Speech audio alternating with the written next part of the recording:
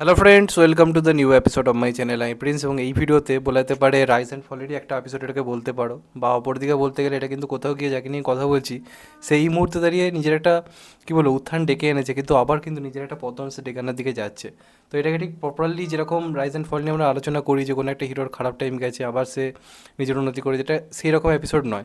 এটা এমন একটা এপিসোড নিয়ে আমি যেরকম একজন মানুষকে নিয়ে কথা বলছি যে মানে জীবনের মানে কেরিয়ারের প্রায় 80 to 90% টাইম খারাপ সময় কাটিয়েছে, এখন আবার একটা ভালো টাইম ফেরত পেয়েছে, কিন্তু সেটাকে কীভাবে নষ্ট করছে সেটা নিয়ে কোথাও গিয়ে কথা বলবো। তো ববি দেওল আমাদের প্রচণ্ড পছন্দেরই একজন অভিনেতা, এই নিয়ে কোনো সন্দেহ নেই। আমাদের ছোটো থেকে বড় হওয়ার ক্ষেত্রে যতজন অভিনেতাকে দেখেছি, টিভিতে যাদের গান শুনে বড় হয়েছে, তাদের মধ্যে ববি দেওল অবশ্যই অন্যতম। অবশ্যই ধর্মেন্দ্র পরিবারের যদি কথা বলি, ধর্মেন্দ্র সানি দেওলের মতো জনপ্রিয়তা সে পায়নি, কিন্তু এটাও ফ্যাক্ট কেরিয়ারের শুরুতে সে যে সমস্ত সিনেমা করছিল, যেটা একটা নিজের ম্যানারিজম ক্রিয়েট করেছিল, ইন ফিউচার সে কিন্তু একটা বড় সুপারস্টার হতে পারতো।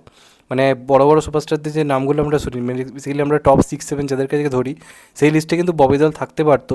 অন্তপক্ষে 90s বা 2000-এর শুরুর দিকে ও নিজের যে মানে কী বলে একটা অরা ক্রিয়েট করতে পেরেছিল, সেটা কিন্তু সত্যি খুবই গ্রহণযোগ্য। তোমরা শুরুর দিকে দেখে নাও সোলজার, বা প্রথম যে সিনেমাটা করেছিল বরসাত বা সম্ভবত ওরকম কিছু একটা নাম ছিল, তারপর করেছিল বিচ্ছু, বাদল, পরপর মানে ব্যাক টু ব্যাক হিট দিচ্ছিল। সিনেমার গান হিট হচ্ছিল। গুপ্ত বলে একটা সিনেমা করেছিল, মানে কেরিয়ার একেবারে বলা যেতে পারে মধ্যগণে ছিল। লম্বা লম্বা চুল, ছিমছিমে চেহারা, লোকে খুব পছন্দ করেছিল। অন্তপক্ষে এমনও কথা উঠতে শুরু করেছিল যে ধর্মেন্দ্র পরিবারের হয়তো সবথেকে বড় স্টার এই ছেলেটাই হতে যাচ্ছে। সবাই সানি দেওলের সঙ্গে কম্পেয়ার করছিল, এবং তারপর সানি দেওলও হারিয়ে যায়, ববি দেওলও হারিয়ে যায়, এবং ববি দেওল মিডিয়ার মারফত এই কথাটা জানিয়েছে যে এমন খারাপ ফেসে এসে গেছিলো, রীতিমতো মানে কী বলবো, মদ থেকে শুরু করে ড্রাগস বিভিন্ন জিনিস সেবন করতে শুরু করে দিয়েছিল। বাড়িতে থাকতো, ডিপ্রেশনের মধ্যে থাকতো, অনেক ভুলভাল চিন্তা মাথায় আসতো, কাজ পাচ্ছিল না বলে।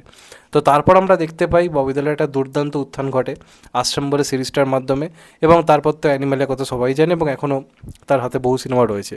এবার এই যে অ্যানিমেল সিনেমাটা, এটা অনেকে মনে করে ববি দেওলের কেরিয়ার পুরোপুরি পাল্টে দিয়েছে, বা কেরিয়ারে সবথেকে বড় আশীর্বাদ হয়ে এসেছে। আমার কিন্তু মনে হয় রণবীর মানে আমাদের ববি দেওলের কেরিয়ারে সবথেকে অভিশাপ ডেকে এনেছে হচ্ছে অ্যানিমেলের ওই ক্যারেক্টারটা। যে ক্যারেক্টারটা প্লে করেছিল আবরারের, সেই ক্যারেক্টারটি আমার মনে হয় কিন্তু ববি দেওলের কেরিয়ারে একটা বড় অভিশাপ নেমে এনেছে। এই কথাটা আমি কেন বলছি, ববি দেওল ঠিক নিজের কেরিয়ারে যে ভুলটা করেছিল নিজের পিক টাইমে, যখন ওই বিচ্ছু বাদল গুপ্তের মতো ব্যাক টু ব্যাক হিট দিচ্ছে, তখন এমন এমন সিনেমা চুজ করতে শুরু করলো যেখানে ওর ক্যারেক্টারগুলোর গুরুত্ব কম, ছ্যাবলামিতে ভরা, ফুলবাল সিনেমা ব্যাক টু ব্যাক করে গেল, এবং ওই একই type of kind of character করে করে লোকের প্রতি একটা বিতৃষ্ণা ধরিয়ে দিল যে এ মানে এই অভিনয়টাই করবে, তারা অন্য কিছু হবে না। ওই করে করে নিজের কেরিয়ারে 12টা বাজালো, নিজের পিক টাইমে উল্টো পাল্টা সিনেমা চুজ করে একই টাইপের একঘেয়েমি অভিনয় করে করে লোকে ওর কাজ দেখা ছেড়ে দিল।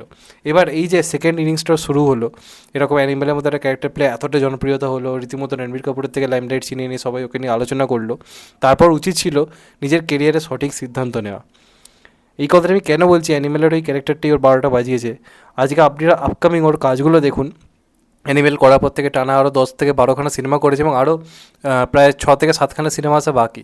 প্রত্যেকটাতে ওকে সেই একই রকম টাইপ অফ ক্যারেক্টার দেওয়া হচ্ছে। এক হচ্ছে ববি দেওলের ভুল, নিজের এরকম সেরা টাইমে সে রীতিমতো টাকার ফাঁদে পড়ে গেল।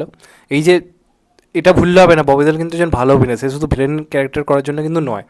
আশ্রম সিরিজটা তোমরা দেখো, ওখানে ববি দেওলের অনেক কিছু করার ছিল, ওই যে ক্যারেক্টার যে ডেপথটা অনেক বেশি ছিল, ভিলেনিয়াস ক্যারেক্টার হলো অনেক কিছু করার ছিল ক্যারেক্টারটার মধ্যে। তারপর ক্লাস অফ 83 বলে একটা কাজ আনলো, যেটা পুরোপুরি একটা অন্যরকম টপিক, সেটা লোকে পছন্দ করলো। এমনকি নেটফ্লিক্সে ওর একটা কাজ এসেছিলো ভিলেন হিসেবে, যেটাতে সানিয়া মালহোত্রা ছিল এবং বিক্রান্ত মাসে ছিল, সেটাতেও কিন্তু পারফরমেন্স তাক লাগানো ছিল। তো ওইখানে যে পার্টগুলো করছিল না ভিলেন হিসেবে, সেটার মধ্যে একটা ব্যাপার ছিল। কিন্তু এই যে অ্যানিমেলে ওই রকম একটা অ্যাগ্রেসিভভাবেও এলো, সন্দীপ রেড্ডি ফাঙ্ককে যেভাবে প্রেজেন্ট করলো, সেটার মধ্যে একটা ব্যাপার ছিল, ছোটো চরিত্র হলেও দেখার মতো ছিল। কিন্তু ওই চরিত্রটা এমন ম্যারাথন ক্রিয়েট করলো যে পরপর সব কটা সিনেমাতে ওকে ওইভাবেই ইউজ করা হচ্ছে। আর আগে ববি দেওল যখন কামব্যাকটা করলো আশ্রয়ের মাধ্যমে, ও কী করছিল, কন্টেন্ট ওয়াইজ কাজ করছিল। কন্টেন্ট ওয়াইজ আমার কাছে চলুক বা না চলুক, লোকে আমাকে অভিনেতা হিসেবে গুরুত্ব দেবে, এইভাবেই কাজ করছিল কি, তাই তো? তোমরা ভেবে দেখো না, আশ্রম বলি, ক্লাস অফ 83 বলি, এগুলোর মধ্যে কি একটা কন্টেন্ট ওয়াইজ একটা ব্যাপার ছিল, ওর অভিনয় করার জায়গা ছিল। কিন্তু জবে থেকে অ্যানিমেল এলো, একটা বিরাট জনপ্রিয়তা পেলো, মোটামোটা অঙ্কের টাকার পারিশ্রমিক পেতে লাগলো একটা ভিলেনিয়াস ক্যারেক্টার জন্য। পুরোপুরি এই মুহূর্তেরই ববি দেওল টাকার কাছে বিক্রি হয়ে গেছে। এক একটা করে সাউথের সিনেমা আসছে, ওকেই খেপচুরেস মার্কা ভিলেন মার্কা পার্ট দেওয়া হচ্ছে, ও স্ক্রিপ্ট পড়ে দেখছে না যে ওর চরিত্রটা কি গুরুত্ব রয়েছে, কীরা রয়েছে। সেই ধরনের সিনেমাগুলো করছে, যেমন ডাকু মহারাজ, ওর কিচ্ছু করার ছিল না চেঁচানো ছাড়া, গঙ্গুবা, ওর কিচ্ছু করার ছিল না চেঁচানো ছাড়া। ভিলেন হবে, কাউকে মেরে দিচ্ছে, উড়িয়ে দিচ্ছে, পুড়িয়ে দিচ্ছে, আর শুধু চেল্লাচ্ছে। এই টাইপের ক্যারেক্টার ওকে দিয়ে যাচ্ছে, কারণ তারা কি জানে যে এখন এই চরিত্রটা করছে মানে একে নিয়ে প্রচুর আলোচনা হবে, সেইভাবে ওকে কাজে লাগাচ্ছে। আর ববি দেওল কী করছে, যে আমি প্রচুর টাকা পাচ্ছি, চলো করে যাই। এখন হয়তো এই মুহূর্তে টাকা পাচ্ছে, কিন্তু এইভাবে যদি নিজের কাজ করতে থাকে, তোমরা এরপর দেখো এই যে সিনেমাটা রিলিজ করছে স্পাই ইউনিভার্সিটির আসছে আলফা, সেখানেও ও ভিলেন। তো একে পুরো কিন্তু একটা ভিলেন বানিয়ে দিচ্ছে। অপরদিকে তোমরা দেখো ইমরান হাশমির কথা যদি বলি বা জন আব্রাহামের কথা বলি, এদের কিন্তু কেরিয়ারে যে বিরাট একটা মানে উত্থান এসছে তা কিন্তু নয়, প্রচুর যে উত্থান এসছে তা কিন্তু অভিনেতা হিসেবে নিজের একটা ক্যাপাবিলিটি বজায় রেখেছে। ইমরান হাশমি যেমন একদিকে টাইগার 3-এর মতো ভিলেন হচ্ছে, আবার ওদিকে সে কিন্তু এমন সিনেমা করছে যেখানে সে একজন আর্মি ম্যান হিসেবে কামব্যাক করতে চলেছে। জন আব্রাহামকে দেখো ডিপ্লোম্যাটের মতো সিনেমা করছে, আবার হয়তো আমরা দেখবো জিম ক্যারেক্টারের মতো কোনো ক্যারেক্টার প্লে করছে। এই যে কেরিয়ারে এই যে ভারসাম্যটা রাখা খুব প্রয়োজন, যে কারণে জন এবং ইমরান হাশমিকে কিন্তু লোকে মনে রাখছে, একটা দুটো সিনেমার জন্য নয়, পর সিনেমা এলেও কিছু লোক অন্ততপক্ষে দেখছে, আলোচনা হচ্ছে এবং একটা ভার্সালিটি বজায় রাখছে। সেখানে ববি দেওলের এতটা ভালো কামব্যাক উচিত ছিল এটা প্রপারলি ঠিকঠাক স্ক্রিপ্ট সিলেকশন করে কাজ করা, যেখানে ওকে নিয়ে আলাদা করে আলোচনা হবে। কিন্তু এখন কিন্তু সেটা হচ্ছে না, এখনও পুরোপুরি টাকার জন্য কাজ করছে, টাকার ফাঁদে জাস্ট পড়ে গেছে। এবং এটাই কিন্তু ববি দেওলের একটা বড় পতন হবে। যখন ববি দেওল কেরিয়ারের সাফল্য ছিল শুরুর দিকে, পরপর ওকে টাকার লোভ দেখিয়ে একই টাইপের ক্যারেক্টার দেওয়া হচ্ছিল, ওই করে 12টা বাজলো। তারপর দেখলো যে কীভাবে নিজেকে পাল্টানো দরকার, পাল্টালো। এখন যেই সফলতা এলো আবার সেই একই ভুল। মানুষ তো ভুল থেকে শিক্ষা নেয়, যে হ্যাঁ এটা করে আমার কেরিয়ারে 12টা বেজেছিল, তাহলে সঠিক সময় আমি সঠিক সিদ্ধান্তটা নিই, আমাকে নিয়ে লোকে আলোচনা করছে, কথা বলছে। কিন্তু পরপর যদি এই একই টাইপের ক্যারেক্টার করতে থাকে, ভিলেন ভিলেন ভিলেন, যে ভুলটা সঞ্জয় দত্ত পর্যন্ত এখন করছে, এরা বলতে পারে যে আমাকে নিজের সংসারটুকু তো চালাতে হবে, আমাকে টাকা কামাতে হবে, অবশ্যই ঠিক, সেটার মধ্যে ভুল নেই। কিন্তু একটা শিল্পী নিজের গ্রহণযোগ্যতা কখন হারিয়ে ফেলে জানেন, যখন নিজের মধ্যে একটা একঘেয়েমি নিয়ে আসে। এখন ববি দেওল ঠিক সেটাই করছে, এবং এটা কিন্তু ববি দেওলকে জাস্ট শেষ করে দেবে। এখন বুঝতে পারছে না, আর 10-12 ঘন্টা সিনেমা আসুক, এই ভিলেন হিসেবে ক্যারেক্টার প্লে করুক, লোকে ওকে আর তো সিরিয়াস কাইন্ড অফ ক্যারেক্টার দেবেই না। দিচ্ছিল যখন ও মানে একটা ভিলেনিয়াস ক্যারেক্টার পড়ার পর একটা ক্লাস অফ 83 করছে, লোকে ওকে নিয়ে ভাবছিল। কিন্তু এখন কিন্তু ব্যাপারটা সেটা রয়েছে না, এখন ওকে নেওয়াই হচ্ছে ওর পপুলারিটি ভিলেন হিসেবে, আর ওকে ভিলেন হিসেবে ক্যারেক্টার দেওয়া হচ্ছে, মোটা অঙ্কের টাকা দেওয়া হচ্ছে, ও টাকা নিচ্ছে, একই টাইপের ক্যারেক্টার করে যাচ্ছে। এটা কিন্তু খুব বেশি দিন আর হবে না, খুব শীঘ্রই কিন্তু এটা নিয়ে একটা খারাপ দিক আসবে, এবং ববি দেওলকে লোকে আবার ভুলে যাবে। তখন আবার ওকে অন্য কিছু করে কামব্যাক করতে হবে।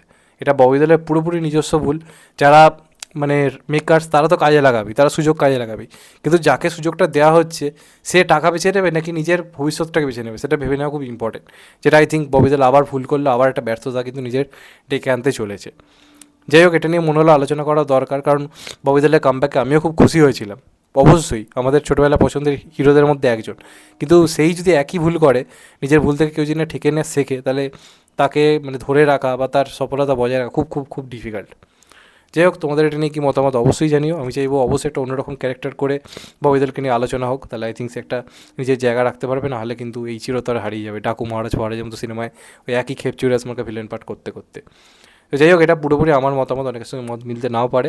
তোমরা অবশ্যই তোমাদের মতামতটা কমেন্টে জানিও, আর চ্যানেলটা তুললে চ্যানেলটা সাবস্ক্রাইব করে দিও and get the bell icon. ভালো থেকো সবাই, টেক কেয়ার, নমস্কার। আবার দেখা হবে, এখন তো বাই, সবাই ভালো থেকো, সুস্থ থেকো, টেক কেয়ার, আবার দেখা হবে, নমস্কার।